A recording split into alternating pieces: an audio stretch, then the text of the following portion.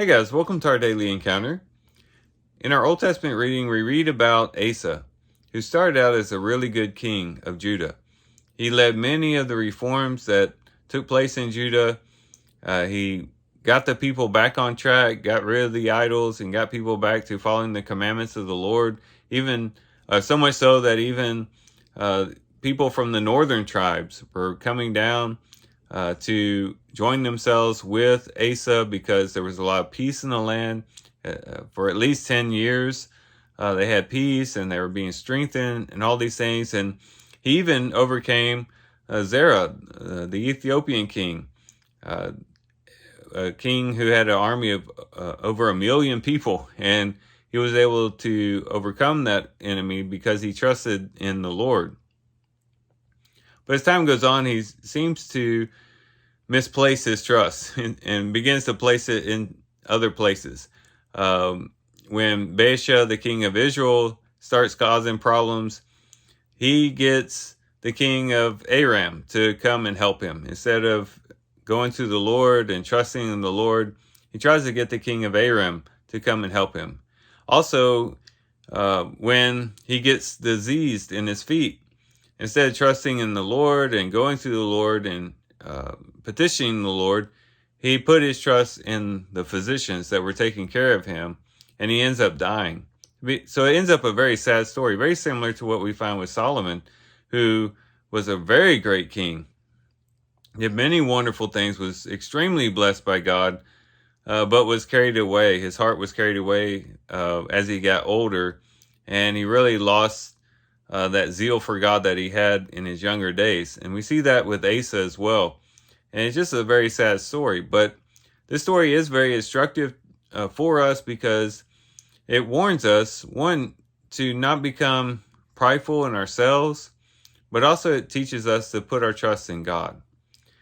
It shows us that we too can fall. You know, Asa was a person who probably early on in his career, no one would ever suspect that he would ever not trust in the Lord. That was just what Asa was all about. That became very evident in this war against this army of 1 million people. He trusted in the Lord, even though he himself had a pretty sizable army of very able men. He trusted in the Lord, and people would not really suspect that later on he would ever get to the point where he stopped trusting in the Lord. And the same thing could be true with us. We might think, well, because we've overcome great battles and we've achieved great feats for the Lord, maybe because we were involved in this particular ministry or we held this particular position in the church, and we could never fall away, that we would never cease putting our trust in the Lord. But we have to be very humble and say, you know what, if Asa began to drift away from God as time went on, perhaps it could happen to me too. And we should be humble and realize that, okay, I need to guard myself and make sure that I continue to walk the paths of the Lord and continue to walk according to his guidance. But it also teaches us that we do need to trust in the Lord all the way to the end. Sometimes it might become very easy as we trust in the Lord early on in our Christian walk and we overcome great things. Maybe we overcome addictions or patterns of behavior that we once had. Now we've overcome those, and through the strength of the Lord, we've been able to receive a new life and a new path before God. It might be that as time goes on, we begin to trust in ourselves and say, well, look what I accomplished and look what I did. Look where I brought my life up to this point. And maybe begin to drift away from really trusting in the Lord day by day, all the time. And we might begin to drift from the Lord in that way. And that's when we need to guard ourselves and say, no, I don't want to be like Asa. I want to trust in the Lord. I want to give him the credit for everything all the way up to my dying day. I want to completely and absolutely trust in the Lord, not trust in myself or trust in others ultimately, but to trust in God all the time. And so these are basically the two lessons that we learn from Asa. One, be humble.